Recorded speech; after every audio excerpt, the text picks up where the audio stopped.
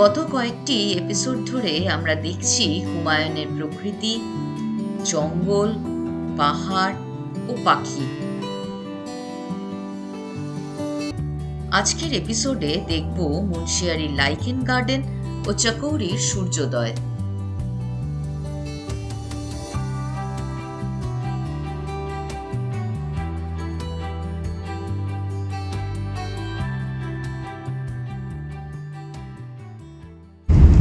আমরা মুন্সিয়ারি থেকে বেরিয়ে পড়েছি।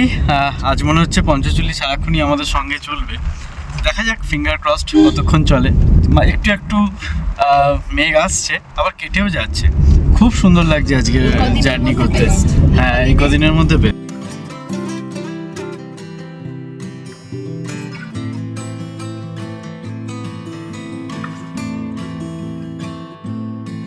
যাওয়ার পথে লাইকেন গার্ডেন দেখতে পেয়ে আমরা দাঁড়িয়ে গেলাম। আসুন জেনে নিই লাইকেন জিনিসটি কি। A lichen is a hybrid colony of algae and cyanobacteria living symbiotically among the filaments of multiple fungus species, along with bacteria embedded in the cortex or skin in a mutualistic relationship. আসুন ব্যাপারটা একটু সহজ করে বুঝে নিই। Fungus নিজেদের খাওয়ার ফটোসিনথেসিসের মাধ্যমে তৈরি করতে পারে না। অপরদিকে অ্যালগি বা সায়ানোব্যাকটেরিয়া কোনো হোস্ট সেল ছাড়া বৃদ্ধি পেতে পারে না। অতএব ফাঙ্গি ও অ্যালগি দুজনে চুক্তিবদ্ধ হয়ে একে অপরকে সাহায্য করে ও তৈরি হয় লাইকেন। ফাঙ্গি অ্যালগিকে দেয় আশ্রয় ও পরিবর্তে ফটোসিনথেসিসের মাধ্যমে অ্যালগি দায়িত্ব নেয় ফাঙ্গাসকে খাওয়ানোর। তাদের এই সহাবস্থান বা সিম্বায়োটিক রিলেশনশিপকেই এক কথায় বলা হয় লাইকেন। এখানে এসে জানতে পারলাম এটি ভারতবর্ষের প্রথম লাইকেন গার্ডেন। লাইকেন অ্যান্টার্কটিকার মতন ঠান্ডা জায়গা থেকে শুরু করে 70 ডিগ্রি পর্যন্ত উঠতে পারে এমন জায়গাতেও জন্মাতে পারে। কাঠ, পাথর, গাছের ছাল সব জায়গাতেই এরা বেড়ে উঠতে সক্ষম। এই জিনিসগুলি এই পার্কে যত্ন সহকারে দেখানো হয়েছে। তবে লাইকেন একমাত্র নন পলিউটেড এরিয়াতেই জন্মাতে পারে, তাই লাইকেনকে পলিউশন ইন্ডিকেটর হিসেবে ধরা হয়। ফসিল এভিডেন্স থেকে পাওয়া গেছে 60 থেকে 40 কোটি বছর আগে এই লাইকেন ফর্মেশন হয়। আর ভেবে দেখুন, বর্তমান মানুষ বা হোমোসেপিয়েন্স মাত্র 3 লক্ষ বছর আগে এই পৃথিবীতে এসেছে।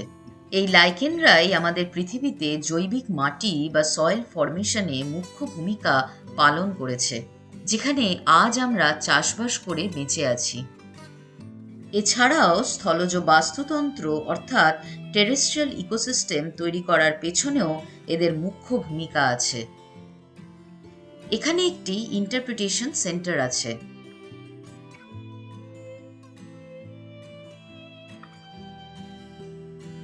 যার ভেতরে আছে বিভিন্ন লাইকেনের ছবি ও নানান ইনফরমেশন।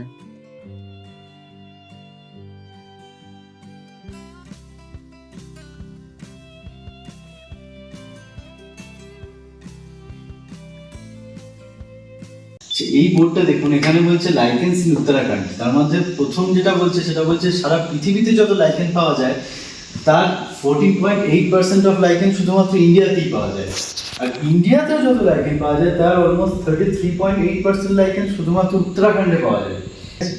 আবার উত্তরাখণ্ডের মধ্যে পিথোরাগড়ে অলমোস্ট 300 স্পিসিস অফ লাইকেন্স পাওয়া যায়।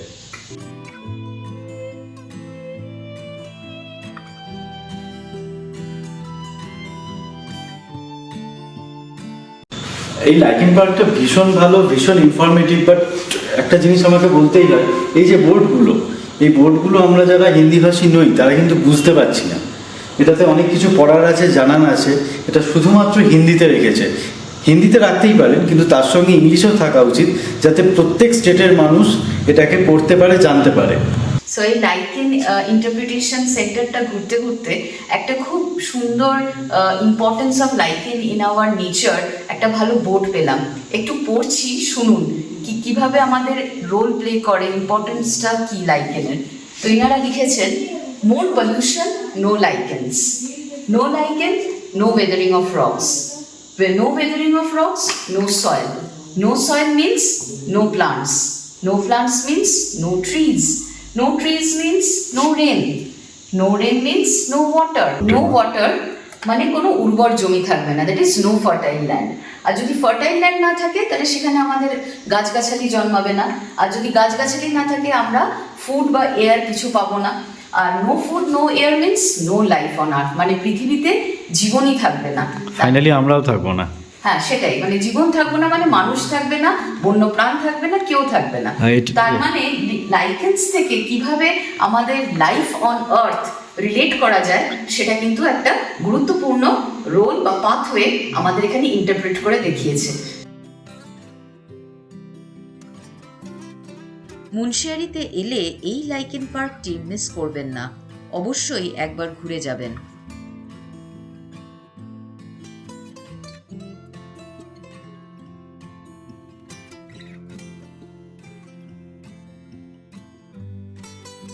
এরপর আমাদের যাত্রা শুরু হলো চকৌড়ির উদ্দেশ্যে।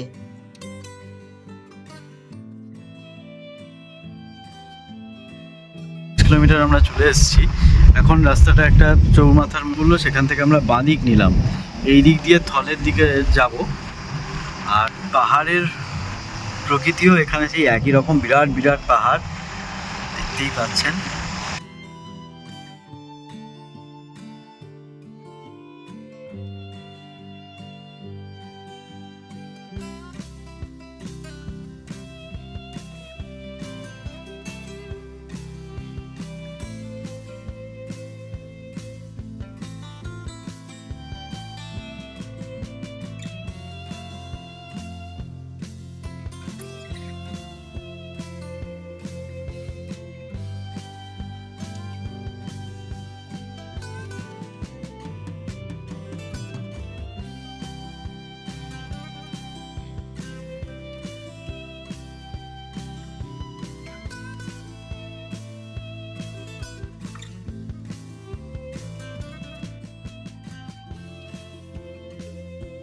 সেই দিন বিকেলে এসে আমরা পৌঁছালাম চকৌড়ির KMVN-এ।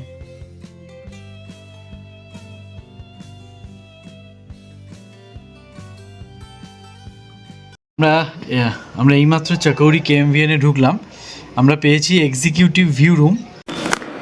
তো আমাদের রুম নাম্বার 203, তিনতলায়। আসুন রুমে। ঢুকেই ফার্স্টে একটা বড় ওয়ার্ড্রোব,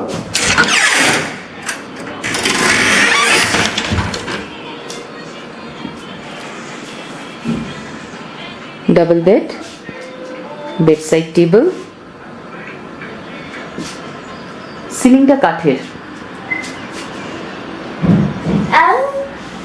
এখানে দুটো সিঙ্গেল সোফা আছে, সেন্টার টেবিল। এখানে আয়নার সামনে বেশ অনেকটা বড় টেবিল দিয়েছে, স্পেশিয়াস। প্রচুর ক্যান্ডেল আর দেশলাই দিয়েছে। এখানে কি কারেন্ট চলে যায়? এখানে গেলেই হচ্ছে মাউন্টেন ভিউ রুম, বারান্দা। কটেজগুলো সবচেয়ে ভালো, সামনে ওই কটেজগুলো আছে, ওই কটেজগুলো সবচেয়ে ভালো। আমি দেখেছিলাম বুক করার সময়, কিন্তু প্রবলেম যেটা হচ্ছে কটেজ থেকে ভিউ পাওয়া যাবে না।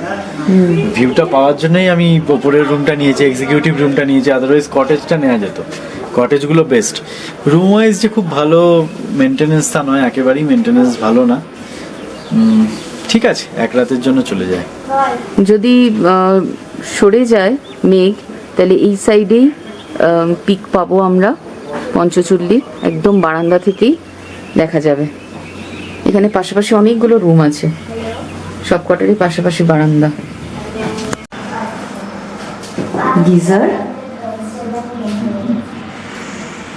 বেসিন, খুব বড় না কিন্তু ঠিক আছে, নিট অ্যান্ড ক্লিন।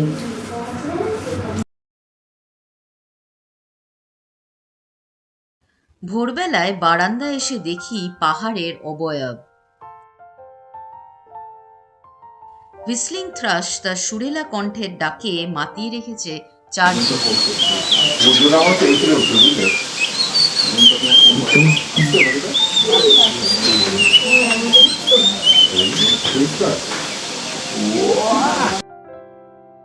ধীরে ধীরে সূর্যের আলো পড়তে শুরু করলো নন্দা দেবীর ওপর। সে এক অপূর্ব দৃশ্য।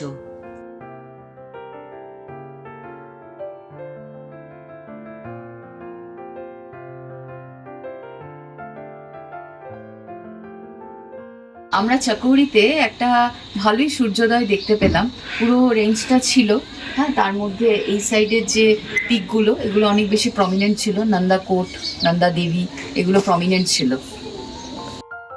আসুন চকৌড়ি থেকে বেরিয়ে যাওয়ার আগে আপনাদের কটেজগুলো দেখিয়ে দিই। এই কটেজগুলোর সামনে দিয়ে যাচ্ছি।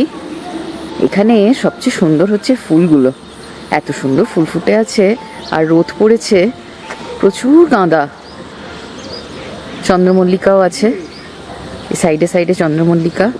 আর এইখানে কটেজ, একটাই সমস্যা, কটেজের ভিউগুলো ভালো পাবে না পিকের, তার জন্য ওয়াচ টাওয়ার আছে, ওই ওয়াচ টাওয়ারে যেতে হবে। এই যে এখানে একটা ওয়াচ টাওয়ার আছে, এখানে ওয়াচ টাওয়ারে যেতে হয়।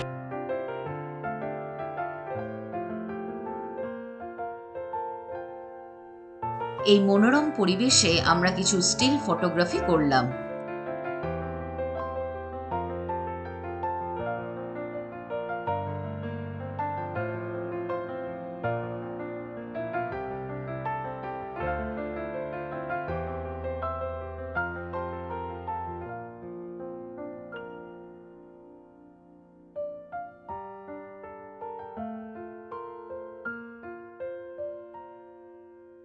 যাওয়ার পথে আলমোড়া জুতে আমরা নামলাম।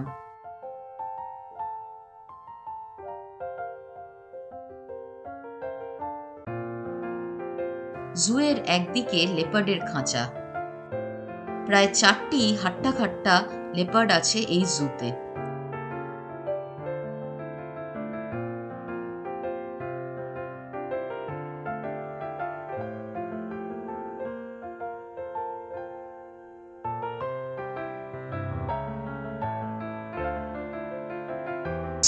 কুমায়ুনে আসার পর থেকেই সবার মুখেই লেপার্ডের কথা শুনে আসছি যে এখানে প্রচুর লেপার্ড আছে। যাই হোক, এখানে বারবারই আমরা তো জিম করবেটের লেখায় পড়েছিলাম man eating leopard of Rudraprayag.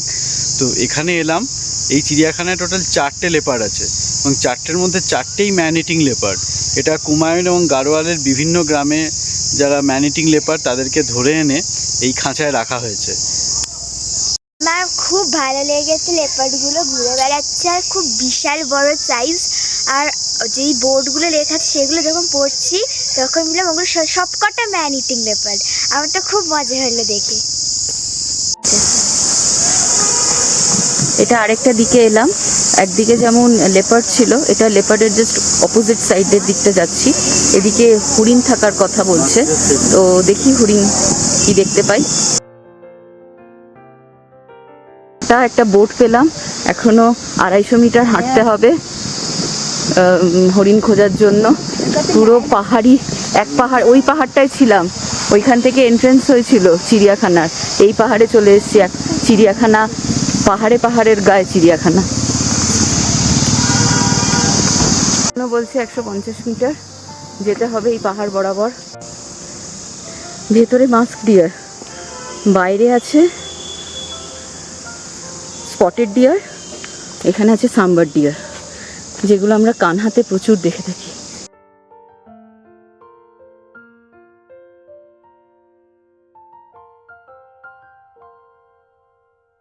হরিণ ছাড়া দেখতে পেলাম রক ঈগল আউল, আর খাঁচাবন্দি ছিল একটি ইজিপশিয়ান ভালচার।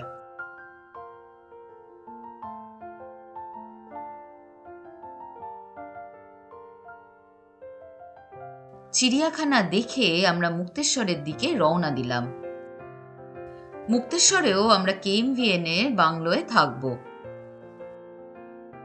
আগামী পর্বে অবশ্যই চোখ রাখবেন, যেখানে আমরা শোনাবো মুক্তেশ্বরের গল্প।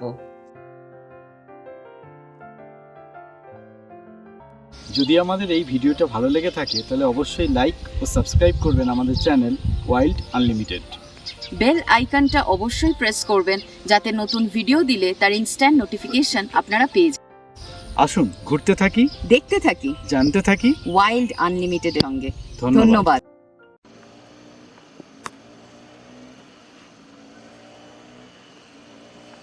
লম্বা করো।